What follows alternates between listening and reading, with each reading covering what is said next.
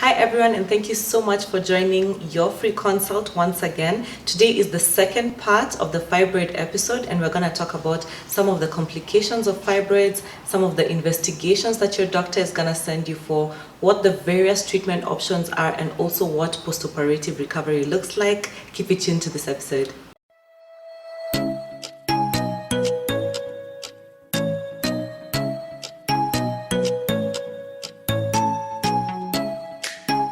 Let's get right into the complications of fibroids, and one of the complications is pressure effects. So sometimes fibroids make the uterus so heavy that it starts causing pressure effects on other organs, and one of the pressure effects that it can cause is on the rectum, which gives women lots of constipation. It can also get really heavy and start lying on the bladder, which will give you women frequent urinary tract infections, urinary frequency, just that feeling of always wanting to pass urine, and that's because the heaviness of the uterus is placed upon the bladder. We can also get deep venous thrombosis, which basically means that the uterus is lying on one of the lower limbs veins, and this can make a woman get a clot in her lower limbs. Now this is really dangerous because if one of these clots dislodges, it can go either to the brain, the heart, or the lungs, and of course, as you probably now understand, this could be fatal. Now some women get really bad constipation when the heavy uterus starts to lie on the rectum and they're not able to pass stool freely. Of course, they may also have pain during sexual intercourse, and this of course could be one of the reasons why women have dyspareunia. If you watch my previous episode, you'll also see that the heavy uterus can lie on the ureters, which basically conduct urine from the kidney to the bladder, and this could cause acute kidney injury. So fibroids could be really dangerous to the other organs inside the abdomen because of the weight that they make the uterus have and what we call pressure effects. Another complication is degeneration of fibroids. Fibroids can have something called red degeneration, which makes them fill with blood, especially during pregnancy, and can make fibroids really painful during pregnancy. Fibroids can also undergo torsion, which means a fibroid that is on the outer surface of the uterus can twist upon itself, and this of course could be very painful and could necessitate immediate surgery. Fibroids can also undergo something called SARCOMATOUS change, which is where fibroids become cancerous. Now this is really rare, it's less than 1% chance, but a fibroid, because it's a non-cancerous tumor, can actually become a cancerous tumor, which is now called SARCOMATOUS change. A fibroid can also have a complication called intracapsular bleeding because all fibroids have a little capsule and they can start to bleed inside the capsule. This is called intracapsular bleeding, which is another complication of fibroids. Fibroids are also associated with endometriosis and adenomyosis, and as much as this isn't really a complication, it can happen, and so women who have fibroids also need to have investigations done to see whether they have endometriosis and adenomyosis as well. So now I want to quickly tell you about what are some of the investigations that your doctor can send you for when your gynecologist suspects that you have fibroids.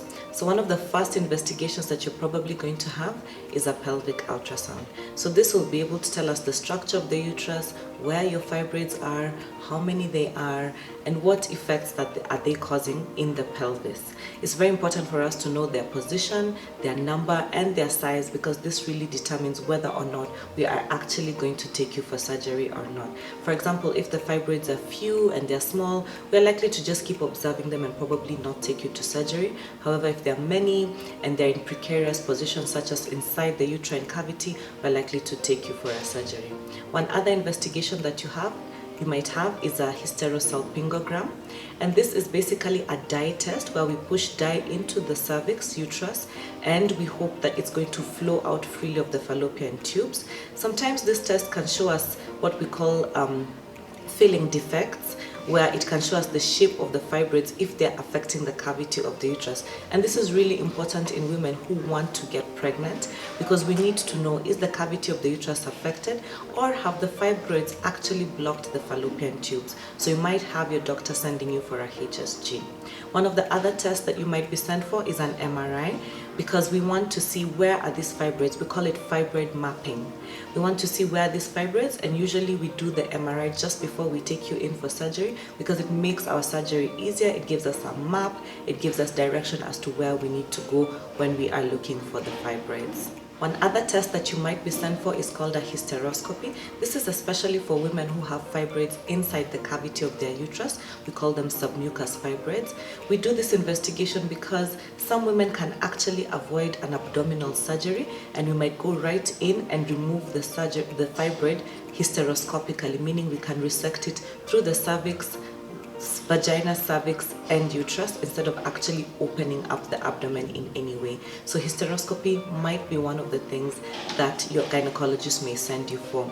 All these tests are in addition to blood tests that they may send you for because you may be having anemia, and we need to make sure that you're in good condition just before we take up any other management, especially surgery. Now, speaking of surgery, surgery is the main management for uterine fibroids, especially if there are many, they're heavy, and they're in precarious positions. But what are some of the reasons why a doctor would suggest fibroid surgery or myomectomy to you? One of the reasons is because of very heavy bleeding. Some women have what we call menorrhagia. They have heavy bleeding and we need to decrease the bleeding. Some women are not able to get pregnant because of their fibroids, so we would do a fibroid surgery or a myomectomy because of infertility to allow the woman to now be able to get pregnant once the fibroids are removed. Another reason why we would take a patient for surgery is because, as I mentioned, the uterus gets so heavy that it starts infringing on the other organs and affecting them and not allowing them to function properly. So those are some of the reasons why your doctor would say we need to have a myomectomy. Surgery is one of the options, and surgery can be done in a number of ways. You can have an open myomectomy, which is where you'll get an incision on your abdomen similar to a cesarean section incision, and the uterus will be visualized by your surgeon and the fibroids will be removed. Or you can have a laparoscopic myomectomy, which is a minimally invasive surgery. So here your gynecologist is going to make a 1 centimeter incision in your belly button and 2 half centimeter incisions on your sides. They will go in with fine equipment that has cameras. They'll visualize your fibroids and they'll be able to remove them. Remember, not all patients are candidates for laparoscopic myomectomy. If your fibroids are too big or too many, your doctor may advise you against a minimally invasive surgery. Remember, another surgery that can be done is a simple removal of the entire uterus, and this is basically for women who are much older, who are done with having babies, and who have severe symptoms of fibroids. And so we choose to just remove the entire uterus, and this may be done by removing the uterus with the ovaries or without the ovaries, and it's probably something that you should discuss with your gynecologist when they suggest a hysterectomy for fibroids. Remember, as I mentioned before, a hysteroscopic resection is also a surgery that can be performed for fibroids, but this is specifically for fibroids that are inside the uterine cavity, or what we call submucosal fibroids, and this is a great option because the abdomen doesn't need to be opened at all. Remember, before your surgery you need to have a good hemoglobin level because fibroids tend to bleed quite a bit when we perform surgery. Of course, you may need to have other tests done, such as a kidney function test and other blood tests, to be able to prepare you for the surgery. When you consent for a fibroid surgery, you need to talk to your gynecologist about consenting for a hysterectomy. Occasionally, and on very rare occasions, when myomectomy surgery is done, the bleeding is so bad that the surgeon may have to carry out a life-saving procedure by removing the entire uterus. So you need to discuss this with your gynecologist. It's called a hysterectomy. So when you consent for a myomectomy, you may as well be consenting for a hysterectomy, although this is really worst case scenario. Some of the other things that you need to discuss with your surgeon prior to your myomectomy are what are the chances of you getting pregnant after the fibroids have been removed, and also what kind of delivery are you going to have once you get pregnant after the fibroids. They need to discuss with you whether you're going to have a normal delivery or a cesarean, and it's more likely that you're going to have a cesarean section because the fibroid surgery does provide a line of weakness in the uterus, which makes it a little bit difficult to have a normal delivery. It's very rare for the uterus to tear after having a fibroid surgery during a normal delivery. However, this is a risk that you and your gynecologist need to consider together. Remember, fibroids can also grow back even after a myomectomy, and this is something that you need to discuss with your gynecologist because you wouldn't want a situation where you've had a myomectomy and you are looking forward to having a baby, and way before you try to have a baby, you end up having the fibroids regrown. So this is something that you also need to discuss with your gynecologist, because fibroids do regrow. Remember, if you watch my previous episodes, they grow because of estrogen, and as long as you're producing estrogen, they can grow back. So what are the options for fibroid treatment that do not involve surgery? We do have some medical options for managing fibroids, and one of the first options is to have a hormonal IUD. So when you have a hormonal IUD, it is one of the management options. It could either stop the fibroids from growing bigger, or if you have just a few small fibroids, it could make them decrease in size as well. So it's a really good option, but not for those who have already been told that they will require surgery for their fibroids. One of the other options for fibroids is something we call GnRH agonist therapy. It's a hormone therapy. It's an injectable that you get either once for 3 months or every month for 3 months, and it allows your fibroids to shrink. It decreases the amount of bleeding.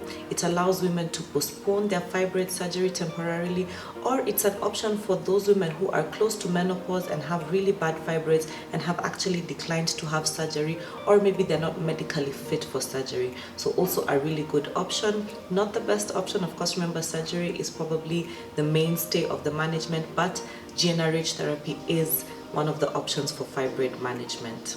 One of the other options for fibroid management would be an antiprogestogen, and this is medication that also allows the fibroid either not to grow or to shrink. But remember, with all these medications, once the medication is stopped, the fibroid can grow back, and also they do have quite a number of serious side effects. One of the other ways we manage fibroids is a method called uterine artery embolization, and this is where we find the artery that supplies the uterus with blood, and we insert some pellets into it to clog the artery and allow no blood supply into the uterus. And of course, with no blood supply into the uterus, there's no estrogen supplied to the fibroids, and they start to shrink. Remember, with this particular method, the ovarian reserve of a patient is really affected, and you may not be able to have babies after that. So we do advise it for women who are done with having children, but it is a very good method, does not involve surgery, is fairly quick, and is also effective. So let's quickly talk about what the post-operative recovery after a fibroid surgery looks like. Usually you'll be in hospital for about 3 days. You'll be able to walk. If you're on good pain medication, you'll be able to go to the bathroom, and we do encourage you to be able to walk and go to the bathroom in the first 3 days that you're in hospital. Your doctor should review you every day after your fibroid surgery, and on the 3rd day they'll be able to discharge you. Once you're discharged 2 weeks after the surgery, they will want to see you and just see how the wound is. Hopefully it's a cosmetically aesthetic wound, but even if it isn't, we need to know that the wound has healed very well, and give you a clean bill of health in terms of your wound. Your gynecologist probably will want to see you again 6 weeks after the surgery, just to ensure that complete healing has occurred. While you're at home, you'll be able to walk, you shouldn't lift any heavy objects, and you should just try to give it a break and recover properly from your surgery. After 6 weeks or more, your gynecologist may decide to do an ultrasound just to ensure that there are no further fibroids left and that you're in good health. I really hope this episode has been enjoyable to you and informative, and thank you so much for joining in for your free consult. I hope you understand more about fibroids, and see you in the next episode.